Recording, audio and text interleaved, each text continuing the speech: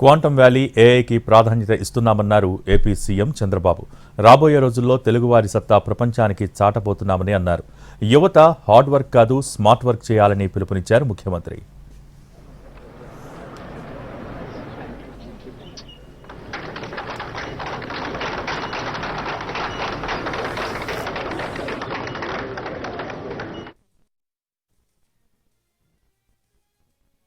Time మళ్ళీ quantum valley కింద artificial ఇంటెలిజెన్స్కి ప్రాధాన్యత ఇచ్చి రాబోయే రోజుల్లో ప్రపంచం మొత్తం తెలుగువారి సత్తా ఏంటో చాటబోతున్నామని మీ అందరికీ విజ్ఞప్తి చేస్తున్నా.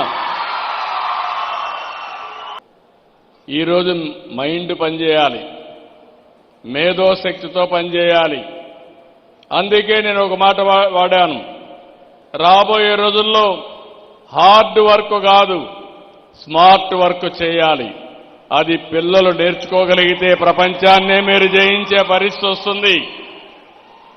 ఈరోజు ఒకసారి మీరు చూస్తే హిస్టారికల్ డేటా గవర్నమెంట్లో కానీ ప్రైవేట్లో కానీ డేటా బ్యాంక్ ఉంది, క్లౌడ్లో ఉంటుంది. ఈరోజు ఈ డేటా రాబోయే రోజుల్లో ఒక పెద్ద సంపద.